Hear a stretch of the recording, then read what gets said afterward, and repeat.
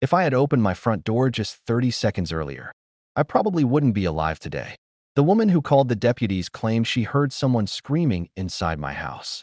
She told 911 I was holding someone hostage. She even begged them to break my door down before it was too late. But when the deputies finally walked through my house, they didn't find a hostage. They found something that made every deputy in that hallway slowly turn and look straight at my neighbor. The same HOA Karen who had been smiling from across the street only moments before. And less than 45 minutes later, she was the one being placed in handcuffs. My name is Daniel Carter, and until that night, I thought my biggest problem was living across the street from Linda Brooks. Linda wasn't just another difficult neighbor. She was the president of our HOA. For almost 4 years, she'd treated the neighborhood like it belonged to her. She measured grass with a ruler. She photographed trash cans if they stayed outside 10 minutes too long. She fined people for mailbox colors, flower pots, even holiday decorations. Most neighbors gave up arguing. I didn't, because unlike everyone else, I actually read the HOA bylaws. Every single page. Whenever Linda tried inventing fake rules, I challenged her with the actual documents. She hated that. The smile she wore at board meetings disappeared every time I proved she was wrong. After that, she stopped trying to find me. Instead, she started trying to make my life miserable. It began with little things. Packages disappeared from my porch. Anonymous complaints were filed with the county. Someone reported that my garage contained hazardous chemicals. Another complaint claimed I was running an illegal business from home. Every investigation ended the same way. Nothing. No violations. No evidence. But Linda never stopped. She simply searched for another way. Then, 3 weeks before everything happened, I installed security cameras around my property. Not because I was afraid. Because I was tired. Tired of waking up to broken flower pots. Tired of finding garbage tossed into my yard. Tired of proving I wasn't the problem. The cameras recorded everything. I never imagined they would end up saving my life. That Friday had been unusually quiet. Around 9 o'clock, my younger sister, Emily, came over.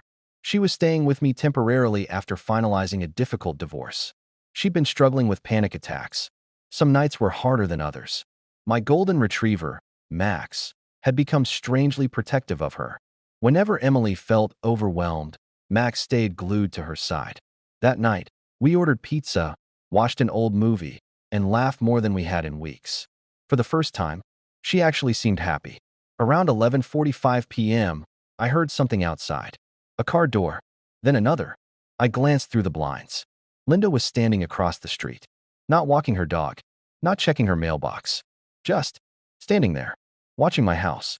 Even from that distance, I could see the glow of her phone. She was recording. Emily noticed too. Is she filming us again? I forced a smile. Ignore her. But something about the way she stood there made my stomach tighten. She wasn't looking at the windows. She was looking toward the side entrance, like she was waiting for something. About 20 minutes later, Emily suddenly froze. Her breathing became shallow. She grabbed the edge of the kitchen counter. I recognized the signs immediately. Another panic attack. She whispered, "Danny, I can't breathe." I helped her sit down. Max started barking anxiously.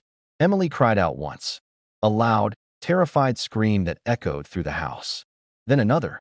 I stayed with her, talking calmly while helping her slow her breathing. Within a couple of minutes, she began settling down. I thought the worst was over. Then, someone started pounding on my front door. Not knocking.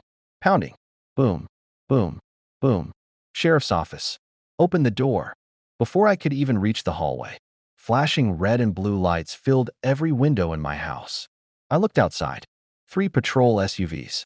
More deputies stepping onto my lawn. Neighbors were coming outside in their pajamas.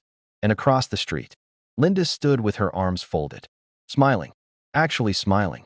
One deputy shouted again, "Sir, step outside with your hands where we can see them." My heart dropped. I had no idea what was happening.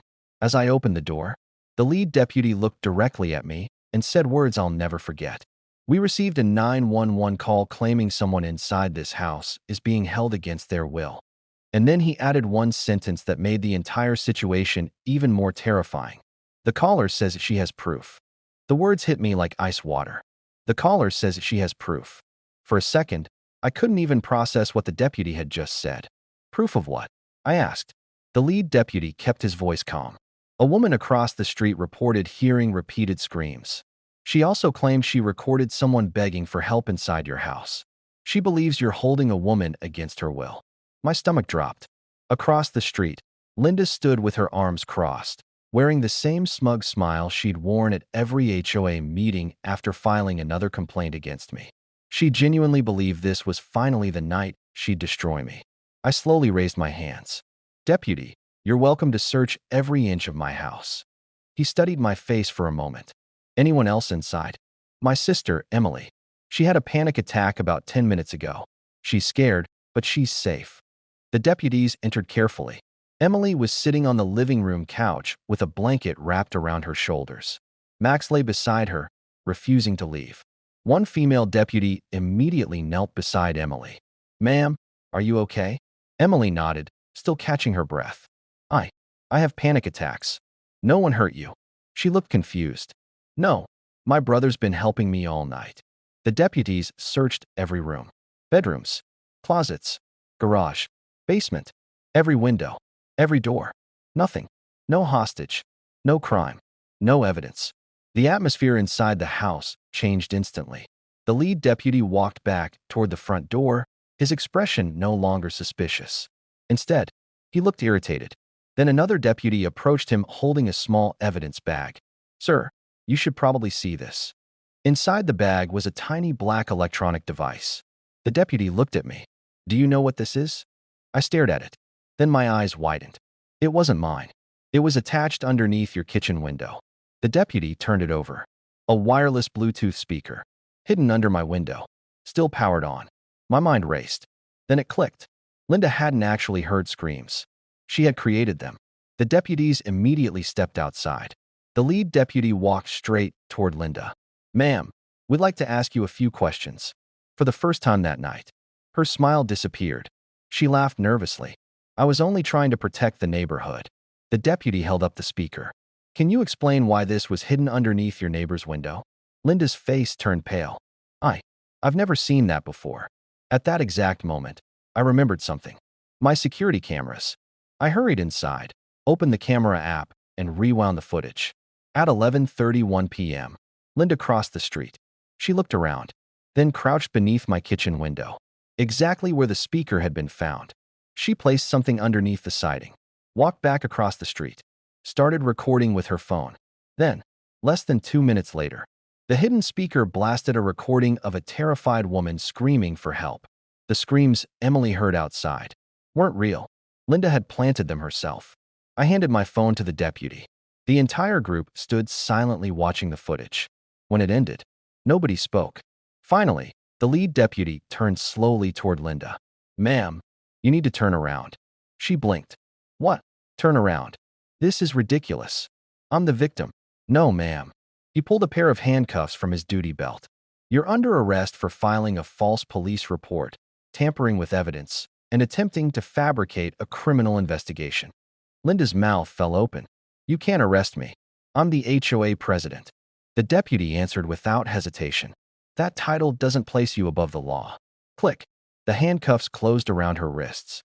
Every neighbor standing outside watched in complete silence. No one defended her.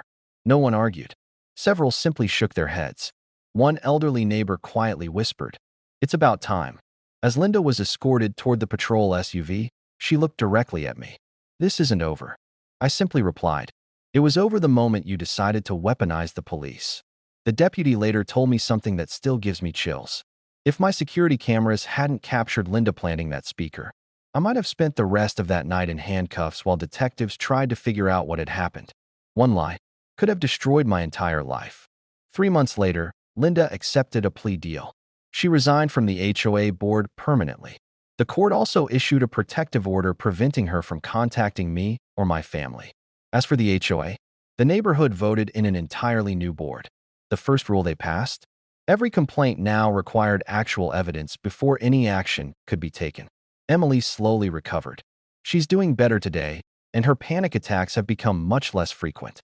Sometimes we still talk about that night, not because we're afraid anymore, but because it reminded us how dangerous one person's obsession can become when nobody stops them.